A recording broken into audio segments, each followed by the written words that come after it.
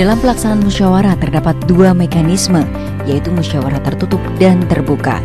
Musyawarah tertutup merupakan musyawarah tertutup untuk umum. Musyawarah tertutup mempunyai 8 prinsip, yaitu: pertama, pimpinan musyawarah bersifat netral. Kedua, para pihak tidak menyerang personal atau pribadi. Ketiga, musyawarah bersifat rahasia dan tidak dapat dipublikasikan. Keempat, musyawarah tidak mengenal kesepakatan untuk sebagian. Kelima, pernyataan dan fakta dalam musyawarah tertutup tidak dapat menjadi alat bukti.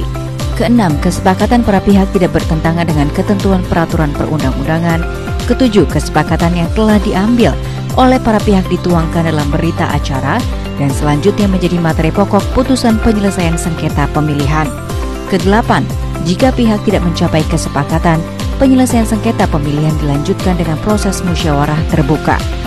Pelaksanaan musyawarah tertutup terdiri dari 5 tahap. Pertama, penyampaian permohonan pemohon dan kronologis permasalahan. Kedua, perundingan kesepakatan. Ketiga, penyusunan kesepakatan pemohon dan termohon. Keempat, penandatanganan berita acara musyawarah. Dan kelima, penuangan berita acara musyawarah dalam putusan. Musyawarah tertutup harus dihadiri oleh pemohon dan termohon. Jika didampingi kuasa hukum, sifatnya hanya memberikan saran pertimbangan kepada pemohon dan termohon selama pelaksanaan tahapan musyawarah. Durasi atau jangka waktu pelaksanaan musyawarah tertutup paling lama 2 hari.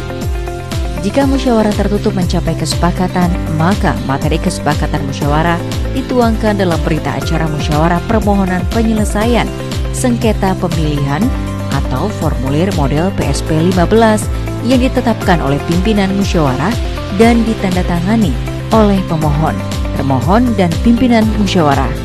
Kemudian berita acara ini ditandatangani oleh anggota Bawaslu Provinsi atau anggota Bawaslu Kabupaten atau Kota atau formulir model PSP 16 dan dibacakan secara terbuka dan dapat dipertanggungjawabkan.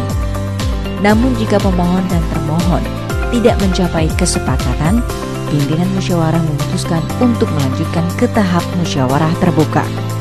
Musyawarah terbuka yaitu musyawarah terbuka untuk umum.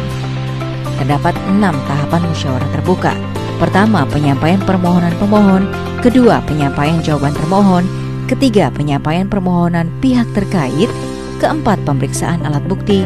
Kelima, penyampaian kesimpulan pihak pemohon, termohon atau pihak terkait. Dan keenam, pembacaan putusan.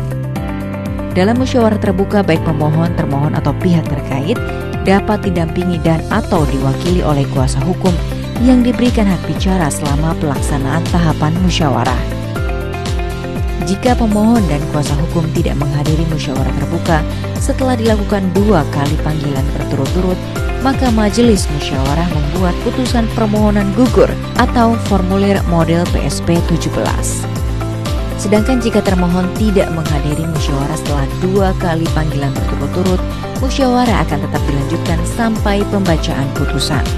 Sementara jika baik pemohon dan termohon tidak hadir setelah dilakukan 2 kali panggilan secara berturut-turut, majelis musyawarah membuat putusan permohonan gugur atau formulir model PSP 17.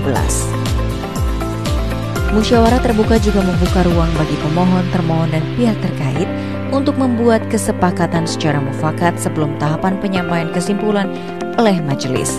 Jika mufakat disetujui, maka sebelum tahapan penyampaian kesimpulan, majelis musyawarah menuangkan kesepakatan musyawarah dalam berita acara musyawarah permohonan penyelesaian sengketa pemilihan atau formulir model PSP 15.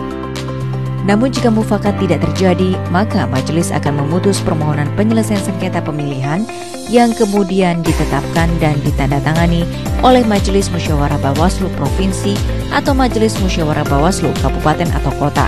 Putusan penyelesaian sengketa pemilihan bersifat mengikat.